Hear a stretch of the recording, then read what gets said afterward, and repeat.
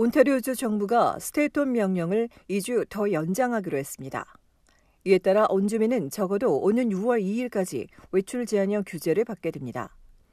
오늘 덕포드 수상은 이래 신규 환자 수가 서서히 줄곤 있지만 병원들이 여전히 엄청난 압박을 받고 있고 변이 바이러스 확산도 우려할 수준이라며 추가 봉쇄가 불가피하다고 밝혔습니다.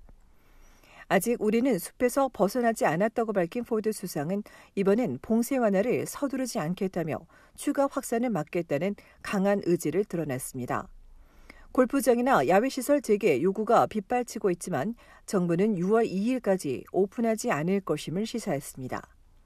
그러면서 모이거나 이동하지 말고 조금만 더 참고 인내하며 개인 방역 수칙을 준수한다면 더 나은 여름을 보낼 수 있을 것이라고 강조했습니다. 학교 대면 수업 재개와 관련해선 오늘도 이렇다 할 대답을 내놓지 못한 채 관련 자들이 함께 논의해야 한다고만 전했습니다. 정부가 신규 확진자와 입원, 중증 환자 등의 모든 상황을 고려해 완화할 계획이라고 밝혔지만 색깔별 권고안을 적용할지 아니면 다른 방식으로 재개할진 아직 미지수입니다. 다만 온주 보건 책임자는 앞서 일일 환자 수가 1,000명대 아래로 줄고 이 상태가 며칠간 유지돼야 방역 규제를 완화할 수 있을 것이라고 밝힌 바 있습니다. 이런 가운데 온주의 코로나19 신규 확진자는 2,759명 늘어 누적 확진자 수가 50만 명을 넘어섰습니다. 또 확진자 가운데 31명이 추가 사망했습니다. 지역별 신규 환자는 토론토에서 774명, 필지역 602명이 늘었습니다. 이 밖에도 덕포드 수상은 법망을 피해 입국하는 확진자들을 막아야 한다며 연방정부의 국경 봉쇄를 재차 촉구했습니다.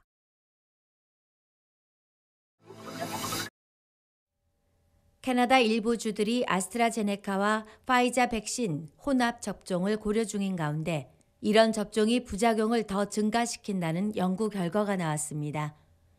영국 옥스포드 대학이 50세 이상을 대상으로 아스트라제네카 백신과 화이자 백신 또는 화이자와 아스트라제네카 백신을 4주 간격으로 접종하고 7일 후에 부작용을 관찰했습니다.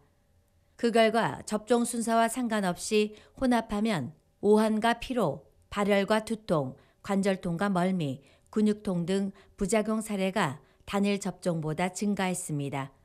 다만 이런 증상은 48시간 안에 사라졌고 입원 환자는 없는 것으로 조사됐습니다. 이처럼 안전 문제는 없었지만 혼합 접종이 면역 반응 효과를 높이는지는 아직까지 확인되지 않고 있습니다. 현재 캐나다도 아스트라제네카의 혈전 부작용과 수급 문제로 혼합 접종을 고려하고 있습니다. 하지만 이번 초기 연구가 4주 간격으로 접종한 결과이기 때문에 넉 달 간격으로 접종해주는 캐나다에는 적용하기 어렵다는 지적입니다. 넉 달 간격이면 부작용이 달라질 수 있는 데다 아직까지 혼합 접종의 면역 반응 효과에 대한 연구 결과도 나오지 않았기 때문입니다. 알버타와 온타리오, 매니토바에 이어 퀘벡주도 아스트라제네카 백신의 1차 접종을 중단한 상태에서 유효 기간이 정해진 백신을 단일 접종으로 이어갈지 아니면 혼합 접종을 권고할지에 관심이 모아지고 있습니다. 한편 독일과 프랑스, 핀란드 등 유럽 국가에서는 아스트라제네카와 파이자 또는 모더나 백신의 혼합 접종을 권고하고 있습니다.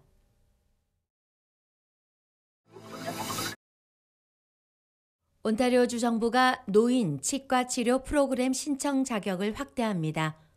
노인 치과 프로그램은 지난 2019년 65세 이상 저소득 시니어를 위해 온주 정부가 도입했습니다.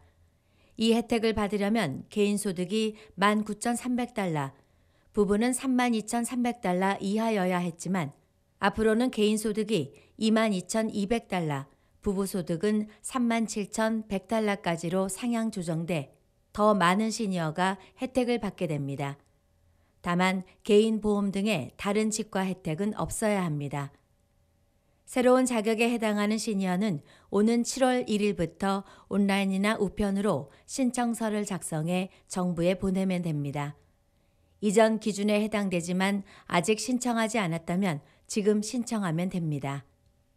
정부는 이 신청서를 심사해 통과하면 치과 카드와 프로그램 관련 패키지를 보내줍니다.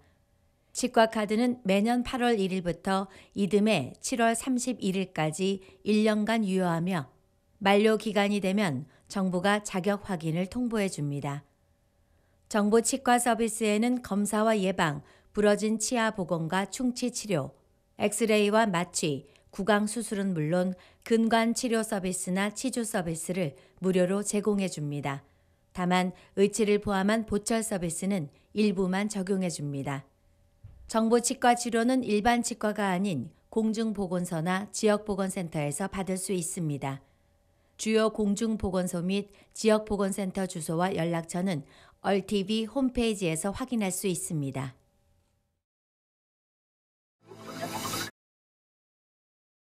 토론토 블루제이스의 류현진이 올 시즌 개인 최다 이닝을 소화하며 시즌 3승을 거뒀습니다.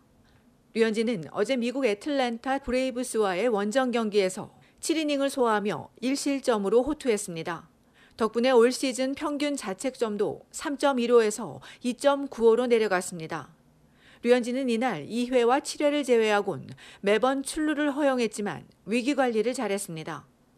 블루제이스는 6회 초 동점을 만들고 7회에 2대1로 역전하며 9회 마지막 공격에서 홈런을 터뜨려 4대1로 역전승했습니다.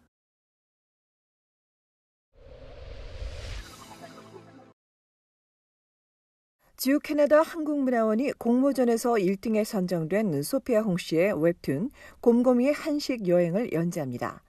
온라인에서 보여주는 만화를 웹툰이라고 하며 앞으로 홍 씨는 한국의 반달곰과 진돗개를 캐릭터로 만들어 전통 한식부터 최신 길거리 음식까지 다양한 한식을 재미있는 이야기로 소개할 계획입니다.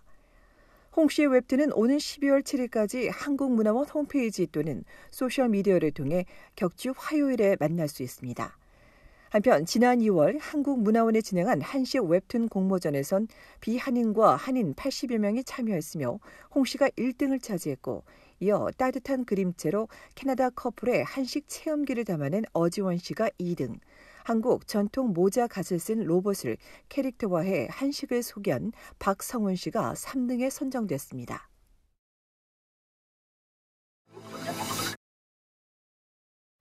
초등학교 제자에게 부적절한 메시지를 보낸 교사에게 6개월 정직 처분이 내려졌습니다. 브리티시 콜롬비아주 교사규율위원회는 코키틀람 소속 교사인 에릭 크리스천온이 지난 2019년 여름 인스타그램을 통해 당시 5학년이던 학생 2명을 상대로 스위트하트 또는 스위티라 부르며 하트 모양과 자신의 사진을 보내고 지금 우리 집에 가족이 없는데 너는 무엇을 하고 있냐며 묻기도 했으며 이들이 대답이 없으면 무례하다며 멍청이라고 지적하기도 했습니다. 또 보호자와 함께 봐야 하는 영화를 본 적이 있냐고 물어본 뒤 본 적이 없다는 답변에 멋지지 않다고 답하고 학생이 올린 영상을 보며 불편한 메시지를 보내 학부모로부터 지적을 당하기도 했습니다. 1999년부터 교사 자격증을 소지해온 이 교사는 또 학생들을 자주 껴안고 학생의 민감한 정보를 다른 학생에게 공개하기도 했습니다.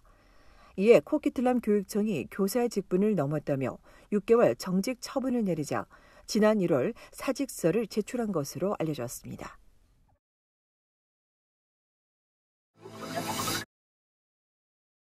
브리티시 콜롬비아주 서리 연방경찰이 오후 4시에서 6시 사이 플리두드 지역 초등학교에 나타나 음란 행위를 하는 남성의 몽타주를 공개하고 적극적인 제보를 요청했습니다.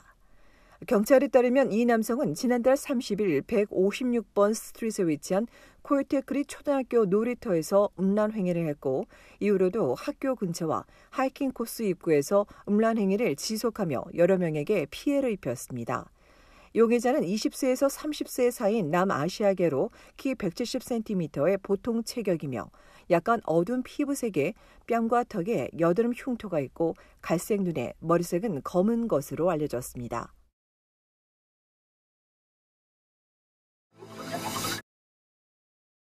(10대) 여학생 2명이 시비 끝에 13세 소녀와 소녀의 엄마를 흉기로 찔러 부상을 입히는 사건이 발생했습니다. 지난 화요일 저녁 가해자와 피해 소녀 사이에 시비가 붙었는데 이 과정에서 가해자들이 소녀에게 흉기를 휘둘렀고 이를 본 소녀의 엄마가 말리다 흉기 부상을 입었습니다.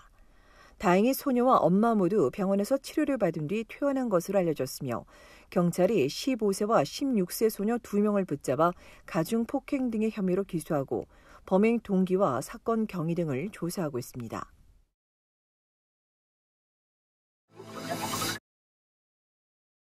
온타리오주의 백신 사전 예약 연령이 40세 이상으로 낮아졌습니다. 또 필수업종 근로자 중 두 번째 그룹과 세 번째로 구분된 기저질환자도 예약이 가능합니다.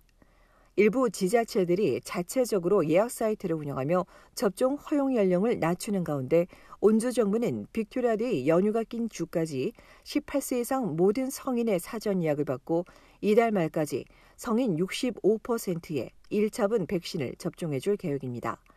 또 12세 이상 어린이 접종도 준비 중인데 아직 구체적인 일정은 나오지 않았으나 정부는 6월쯤 학교 등에서 첫 번째 백신을 접종해주고 두 번째 백신은 9월 새학기 이전까지 제공할 수 있도록 계획하고 있다고 밝혔습니다. 현재 워터루 보건지역이 온주에선 처음으로 12세 이상의 백신 사전 예약을 받고 있습니다.